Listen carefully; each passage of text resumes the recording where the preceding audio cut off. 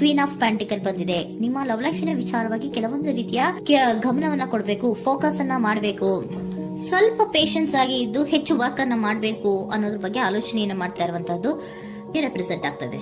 ನಿಮಗೆ recent past ಅಲ್ಲಿ 4 of wands, 8 of pentacles, 8 of wands ಬಂದಿದೆ.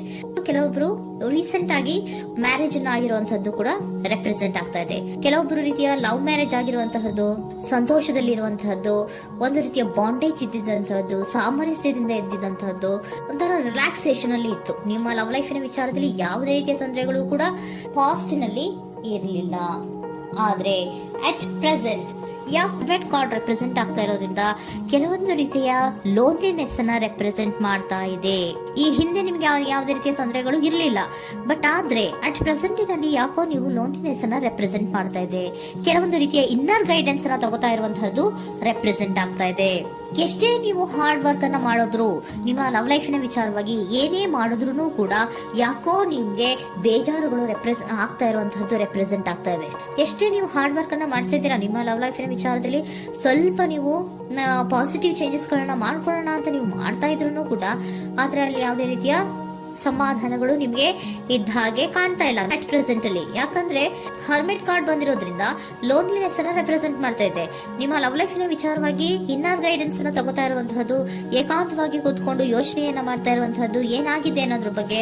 ಯಾಕೆ ನಾನು ಲವ್ ಲೈಫ್ ನ ವಿಚಾರದಲ್ಲಿ ಏನೇ ಮಾಡಿದ್ರು ಉಳಿಸ್ಕೊಬೇಕು ಅಂತ ಪ್ರಯತ್ನ ಮಾಡ್ತಾ ಇದ್ರು, ಯಾಕೆ ಆಗ್ತಾ ಇಲ್ಲ ನನಗೆ, ಯಾಕೆ ನಮ್ಮಲ್ಲಿ ಅಸಮಾಧಾನಗಳು ಮೂಡ್ತಾ ಇದೆ, ಭಿನ್ನಾಭಿಪ್ರಾಯಗಳು ಬರ್ತಾ ಇದೆ, ಯಾಕೋ ಸಮಾಧಾನ ಆಗ್ತಾ ಇಲ್ವಲ್ಲ ಅನ್ನುವಂಥದ್ದು ಅಟ್ ಪ್ರೆಸೆಂಟ್ ಅಲ್ಲಿ ನಡೀತಾ ಇರುವಂತಹದ್ದು ರೆಪ್ರೆಸೆಂಟ್ ಆಗ್ತಾ ಇದೆ.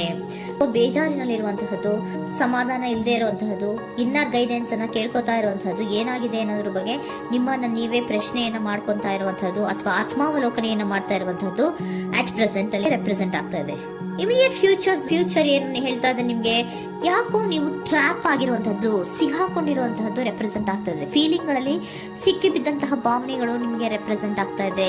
ಯಾಕಂದ್ರೆ ಏನ್ ಮಾಡ್ಬೇಕು ಗೊತ್ತಾಗ್ತಿಲ್ಲ, ಹೇಗ್ ಮಾಡ್ಬೇಕು ಗೊತ್ತಾಗ್ತಿಲ್ಲ, ಹೇಗ್ ಮುಂದಕ್ಕೆ ಇಡಬೇಕು ಗೊತ್ತಾಗ್ತಿಲ್ಲ.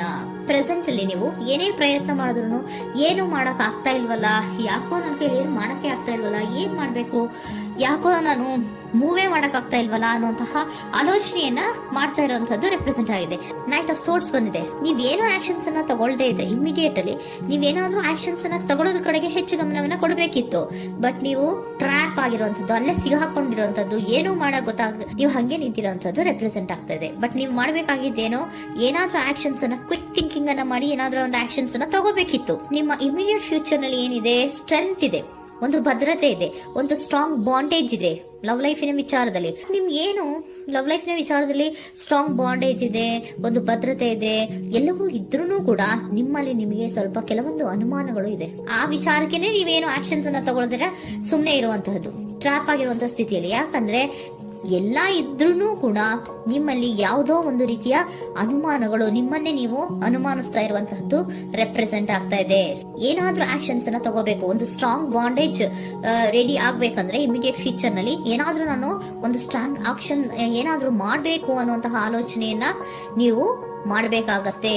ಆತರ ಮಾಡಿ ನೀವು ಇಮಿಡಿಯೇಟ್ ಫ್ಯೂಚರ್ ನಲ್ಲಿ ಕೆಲವೊಂದು ರೀತಿಯ ಕಮ್ಯುನಿಕೇಶನ್ ಗಳನ್ನ ಮಾಡುವಂತದ್ದು ರೆಪ್ರೆಸೆಂಟ್ ಆಗ್ತಾ ಇದೆ. ಒಂದು ಸ್ಟ್ರಾಂಗ್ ಬಾಂಡೇಜ್ ಇರಬೇಕು.